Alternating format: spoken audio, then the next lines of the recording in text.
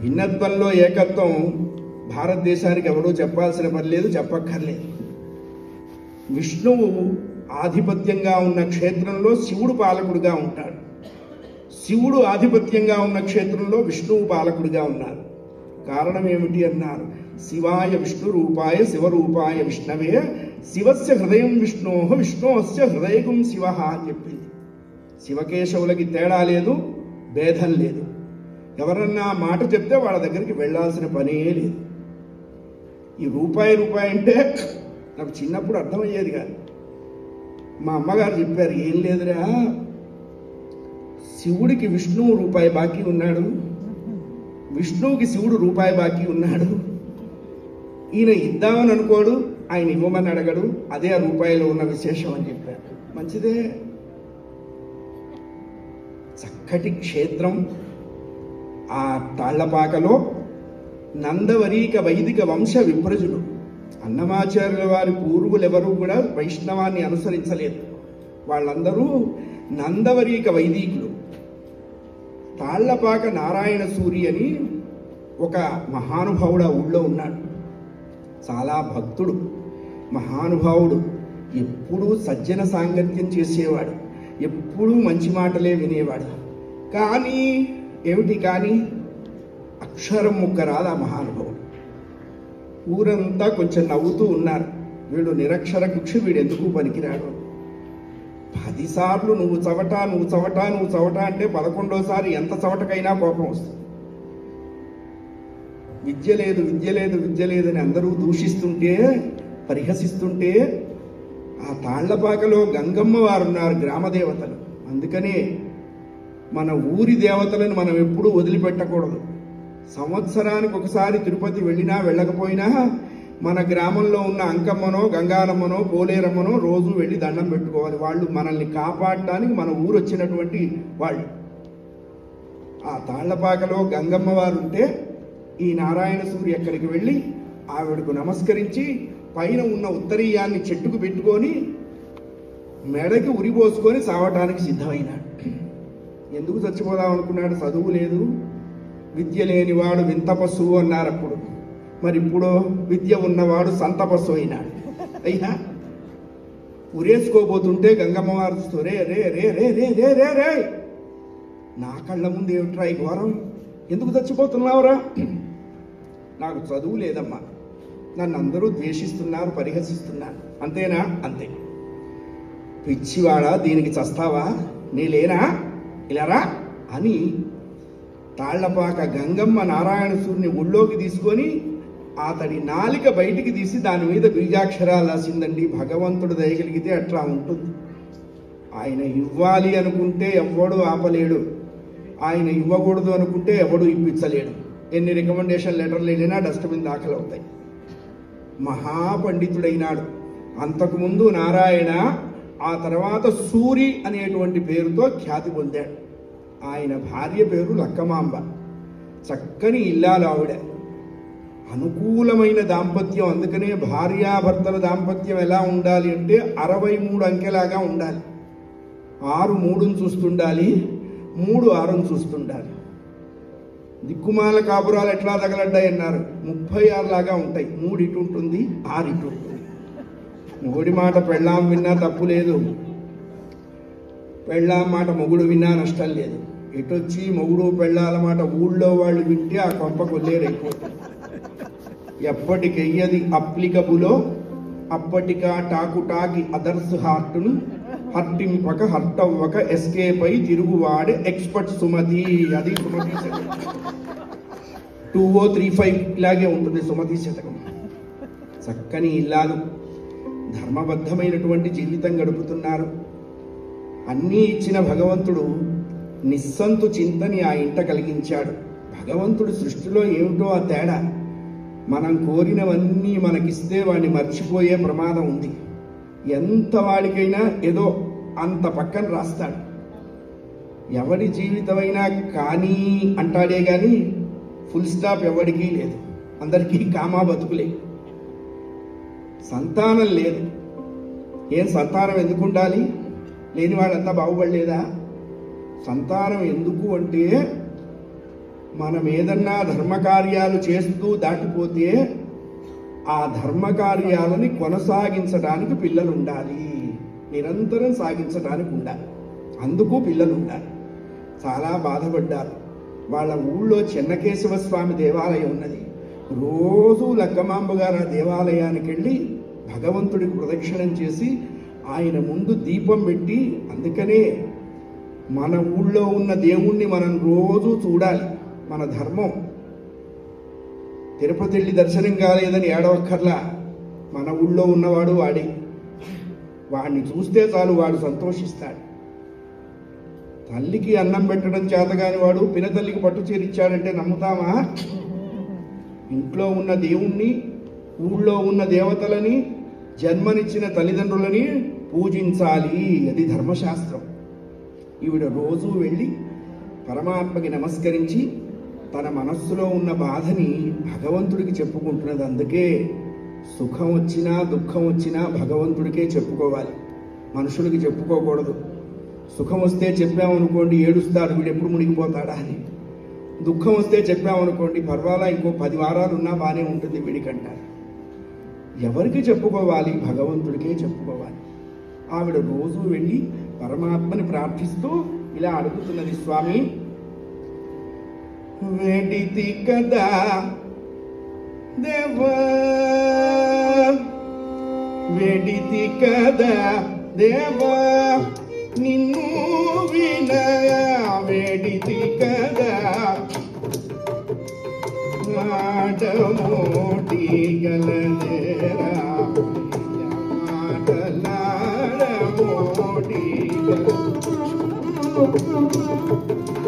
జనన మంది భవదీయ మృదు చరణ సరోజములను కొలుతు ప్రపన్నుని జనన మంది భవదీయ మృదు చరణ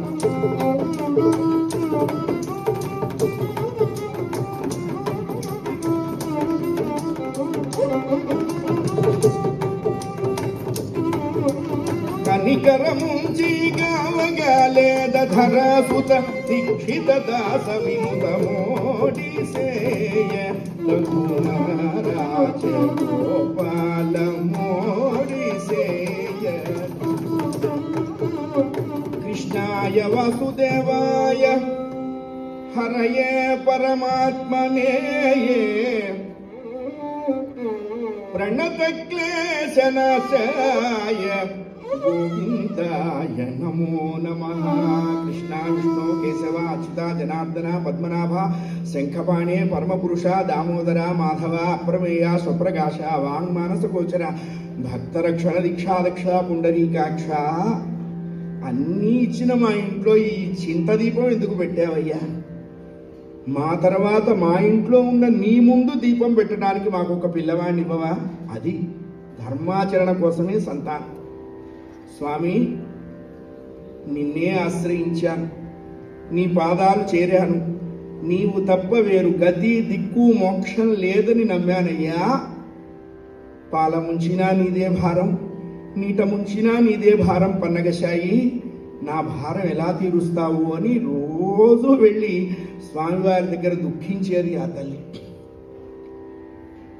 ఈవిడ దుఃఖాన్ని చూడలేకపోయింది అమ్మవారు, ఎందుకంటే ఆవిడ దయగల తల్లి. అందుకనే ఓ మహాభక్తుడు చెప్పాడు, ఏమయ్యా ఆ కౌస్తుభం అనేటువంటి వజ్రం పెట్టుకున్నావు గుండెల మీద, అది రాయే. రాయి గుండెల మీద పెట్టుకొని పెట్టుకొని పెట్టుకొని నీ గుండె కూడా రాయి అయిపోయింది. ఆ రాతి గుండెలో మా అమ్మ వచ్చి కూర్చుంది. అందుకని నీకు అప్పుడప్పుడు అప్పుడప్పుడు అప్పుడప్పుడు దయగలుగుతుంది. నీకు దయ ఎక్కడుందయ్యా? దయాంతరంగా పరమపావన తరంగా ఆవిడ పరమాత్మకి చెప్పింది, ఏమండోయ్ ఈ మధ్య మీలో ఒక లక్షణం చూస్తున్నానన్నది అమ్మవారు.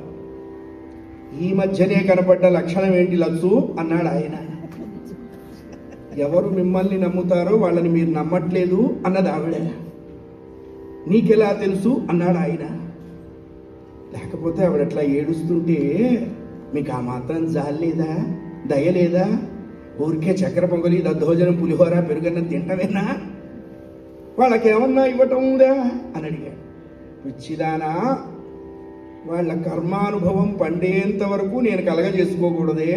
చూడండి, అవశ్యం అనుభోక్తవ్యం కృతం కర్మ శుభాశుభం.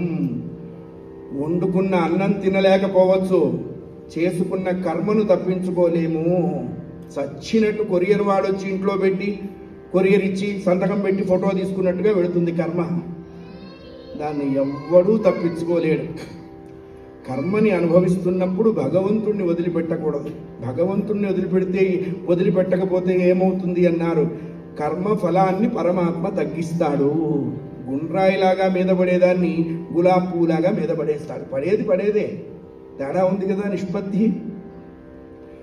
నువ్వు అడిగేంత వరకు ఆవిడకి కర్మఫలం ఉంది, నువ్వు అడగటంతో పోయింది, ఇప్పుడు మేం బయలుదేరుతాం అని ఆ రాత్రి స్వప్నంలో లక్కమాంబకు దర్శనమిచ్చాడండి.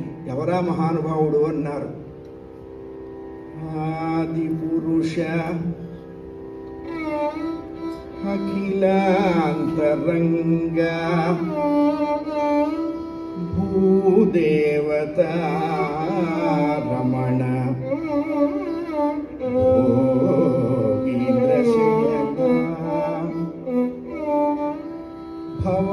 భవఘోరతిమిర దుర్భవకాలమార్తాండ భవభద్రమాతంగ పంచానన భవ కమల భవ మాధవ రూప శేషాద్రి భవన వెంకటనాథ భవ రోగ వైద్య భవ కమల భవ మాధవ రూప శేషాద్రి భవన వెంకటనాథ భవ రోగ వైద్య సశంఖ చక్రం సకిరీట కుండలం సపీత వస్త్రం సరసీరుహేక్షణం సహారవక్షస్థల శోభితం. ఒక చేతిలో శంఖం, ఒక చేతిలో చక్రం, ఒక చేతిలో కటి అభయ హస్తాలు, వరదకటి హస్తాలతో పరమాత్మ యొక్క దర్శనమైంది. వెంకటేశ్వర స్వామి వారు ఈ యుగానికి మెగా హీరో. ఆయన ఉన్న పర్వతం కృతయుగంలోది. స్వామివారు వచ్చి ఆ పర్వతం మీద అడుగుపెట్టింది కలియుగ ప్రారంభంలో. అందుకనే దాన్ని ఆదివరాహ క్షేత్రము అంటారు. ఇలా నిలబడి ఉంటారు స్వామివారు. కుడి చెయ్యి కుడి పాదం చూపిస్తూ ఉంటుంది, ఎడం చెయ్యి మోకాల్ని పట్టుకొని ఉంటుంది. ఏమిటయ్యా ఇంత వెరీ డిజైన్డ్గా నిల్చున్నావు అంటే మనకి స్వామివారు అడ్వైస్ చేస్తున్నారు, ఒరే అక్కడ ఇక్కడ తిరిగి చెడిపోవాకండ్రా, నా కాళ్ళు పట్టుకో. ఎవరు నా పాదాలు ఆశ్రయిస్తారో వారికి సంసారం మోకాలు లోతు మాత్రమే ఉంటుంది, సులభంగా దాటిపోవచ్చు. అందుకనే సంసారానికి పేరేమిటన్నారు, భవము అన్నారు. భవము అంటే ఏమిటన్నారు, పుట్టడం చావటం, పుట్టడం చావటం, మళ్ళా మళ్ళా పుట్టడం, మళ్ళా మళ్ళా చావటం. ఈ సంసారం అనేటువంటి వ్యాధికి వైద్యుడు, జనరల్ ఫిజిషియన్ ఎవరు అంటే వెంకటేశ్వర స్వామి గారు. భవ కమల భవ మాధవ రూప. అందుకే చాగయ్య గారు తిరుమల క్షేత్రం వెళ్ళినప్పుడు వెంకటేశ్వర స్వామి వారి దర్శనం చేసినప్పుడు శివుడనో మాధవుడనో కమలాభవుడనో పరబ్రహ్మనో ఎవరని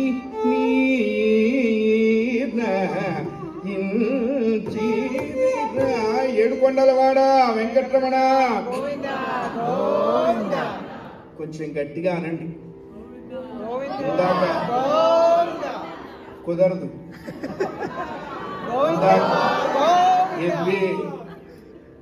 లాభమే లేదు. ఏంటి వెంటిలేషన్ మీద ఉన్నట్టుగా ఇందాకనే కుమ్మారు కదా ప్లేట్లు గట్టి పకోడి, కాస్త అవి సర్దుకోవాలి. ఆ గదిలో అది, ఈ గదిలో ఇది, ఆ గదిలో ఇది. మళ్ళా రెడీ ఫర్ డిన్నర్ అది కూడా ఉంది వాళ్ళు. ఆపద మొక్కులవాడా, వడ్డీ కాసులవాడా, పర్వాలా, నాట్ బెటర్. కథ అయ్యేలోపు అవ్వకుండా చూస్తామా? కథ అయ్యేలోపు మీ చేత గోవింద కొట్టించకపోతే నా పేరు శాస్త్రి గారు. వీలైనన్ని ఎక్కువ సార్లు పట్టుబట్టి మీ చేత భగవన్నామం గట్టిగా చేయిస్తామని భగవంతుడి ముందు ఒట్టు పెట్టి మేము ఈ పట్టుబట్ట కడతాం. అది మా కాస్ట్యూమ్. ఇది ఆవిడికి దర్శనం ఇచ్చాడు. పైగా ఎలా దర్శనం ఇచ్చాడు అన్నాడు. ఆ రోజు స్వామివారు తన 2 నేత్రాలు తెరిచి లక్కమాంబ యొక్క ఆ గర్భ భాగాన్ని అలా స్వామివారు చూస్తున్నట్టుగా ఆవిడకి దర్శనం అయింది. వెంటనే ఉలిక్కిబడి లేచింది. కలత చెదిరింది, కల మిగిలింది.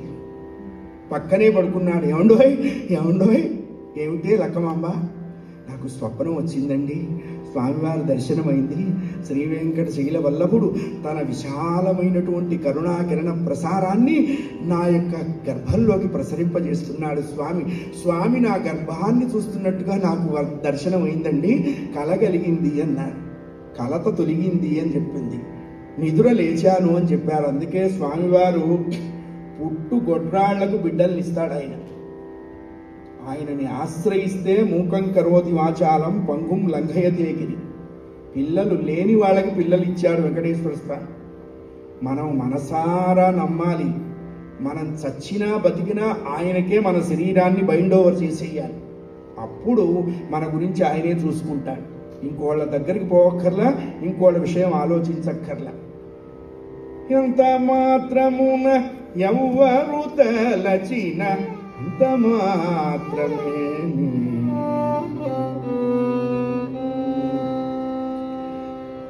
కథలో అన్ని పాడటానికి కుదరదు. నా మీద ఒక దురభిప్రాయం కూడా ఉంది. ఈయన ఏ పాట సరిగ్గా పాడడు, అసలు నేర్చుకున్నాడో నేర్చుకోలేదో అని. మరీ ఎక్కువ నేర్చుకుంటే మతి భ్రమణం కలుగుతుంది. ఇప్పుడు నాకు అదే స్థితి. అంతరాంతరములెల్చి చూడ పిండంతే నిప్పటి ఎన్నట్లు ఎంత మాత్రమున ఎవ్వరు తలచిన అంత మాత్రమే. కొలుతురు మిము వైష్ణవులు కోరిమితో విష్ణుడని, పలుకుదురు మిము వేదాంతులు పరబ్రహ్మం బనుచు, తలతురు మిము శైవులు తగిన భక్తులును శివుడనుచు, అలరి పొగడుదురు కాపాలి కులాది భైరవుండనుచు. ఎంత మాత్రమున ఎవ్వరు తలచిన అంత మాత్రమే.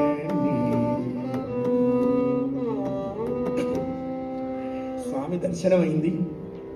ఎందుకో తిరుమల వెళ్ళాలి అనిపిస్తున్నది.